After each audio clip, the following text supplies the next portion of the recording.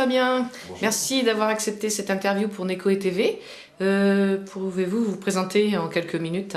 Alors, je m'appelle Fabien Prêtre, en fait. Je suis blogueur entrepreneur résident sur Orléans. J'ai lancé 2 entreprises depuis 2005 basées sur Orléans, une dans le domaine du web et de la création de la gestion communautaire et du référencement naturel sur Internet. Et l'autre, en fait, c'est un service innovant sur l'imprimerie en ligne, en fait.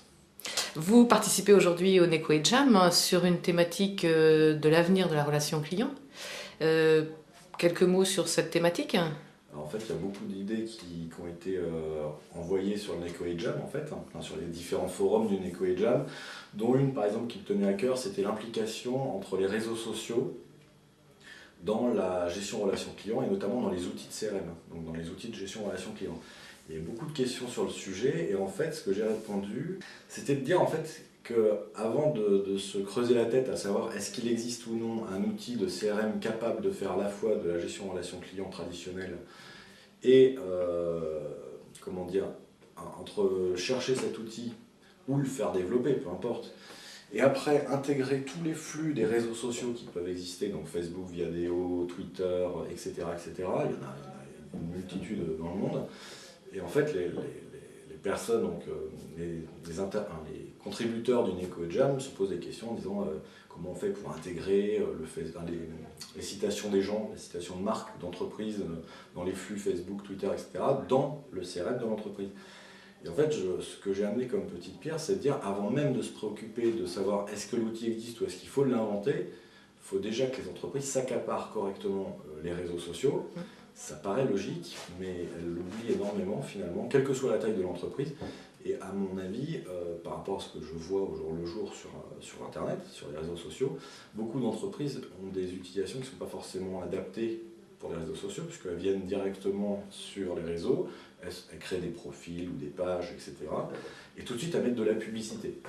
Donc en fait, au lieu de passer le cap de je donne pour recevoir, en fait, tout de suite, elles veulent recevoir. Donc elles veulent avoir le beurre, l'argent du beurre, etc., etc. Et ça, c'est pas une bonne pratique.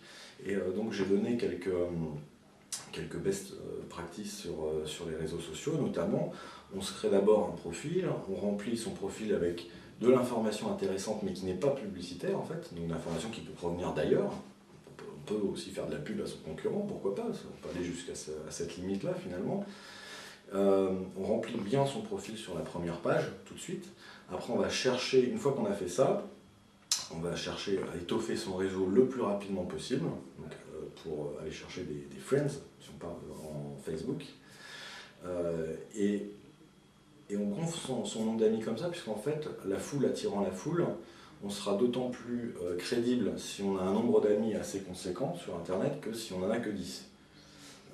Une communauté de 10 personnes, c'est pas énorme. Et en fait, il faut, j'utilise souvent la métaphore du haut-parleur. Il faut se créer sur Internet une sorte de mégaphone, de gros haut-parleur qui va permettre, une fois qu'on a créé des communautés dans chaque réseau social, on va pouvoir diffuser de l'information qui n'a pas de caractère publicitaire, et de temps en temps mélanger ça avec de l'information qui a pour but d'augmenter les ventes ou d'annoncer le lancement d'un nouveau produit, etc. Mais il faut bien faire un mix des deux, il ne faut pas arriver avec ses gros sabots en disant tiens, il y a les réseaux sociaux, il y a plein de gens, il y a 15 millions de personnes qui sont sur Facebook en France, et ça va me faire un vivier potentiel de prospects. Et non, c'est pas comme ça que ça marche les réseaux sociaux, sachant que la sanction des réseaux sociaux peut être plus ou moins immédiate, puisque si vous venez de manière un peu trop brutale dans les réseaux sociaux, les communautés peuvent aussi vous rejeter et dire à leur propre communauté, tiens, il y a telle entreprise ou telle marque qui essaie de nous vendre son truc, etc.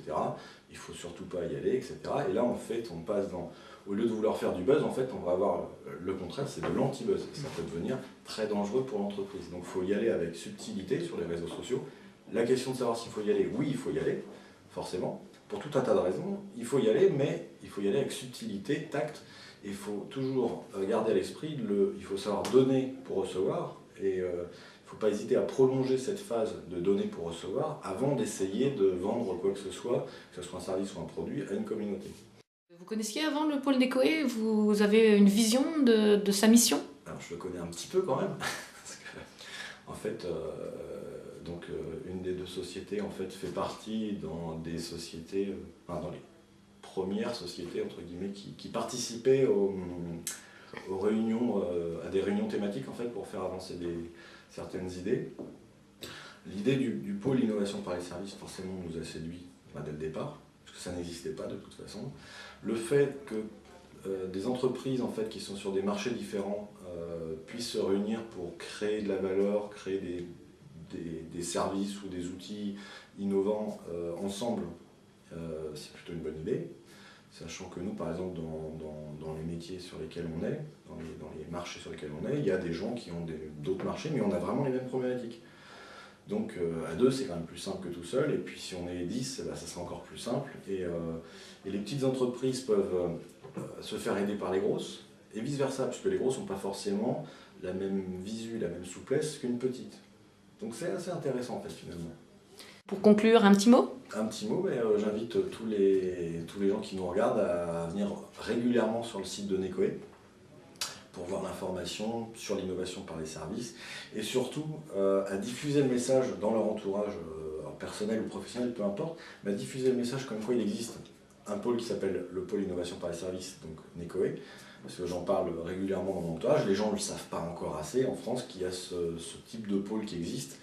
Et il n'y a pas de l'innovation par les services, ça existe, ça peut exister, ça peut fonctionner dans tout type de métier. Ça peut être du BTP, ça peut être de l'e-commerce, ça peut être un marchand de fleurs, ça peut être une banque, une assurance. Enfin, peu importe en fait qu'on soit dans l'industrie, l'agricole ou le tertiaire, peu importe ce que c'est, on a tous besoin d'innovation par les services pour avancer, parce que c'est l'avenir de demain. Et il n'y a qu'en parlant, en faisant du buzz en fait entre nous, mais il n'y a pas que les réseaux sociaux pour faire du buzz, il y a aussi tout simplement le fait de rencontrer des gens lors de soirées ou de rendez-vous networking. Il faut diffuser l'information comme quoi Necoe existe pour que ça gonfle le nombre de participants en fait à des prochains Necoe Jam ou ce type d'action en fait qui existe. Il y a aussi le salon innovation par les services qui aura lieu. C'est typiquement le lieu et la date pour venir se regrouper physiquement pour échanger encore et encore sur l'innovation par les services pour que en fait, ça soit la foule d'entrepreneurs et d'entreprises ou de responsables d'entreprises qui améliorent chacun leur entreprise en mélangeant leurs idées en fait. Eh bien, merci beaucoup pour cette conclusion. Effectivement, on vous invite au salon Servinov qui aura lieu au mois de septembre à Orléans. À bientôt, Fabien, merci.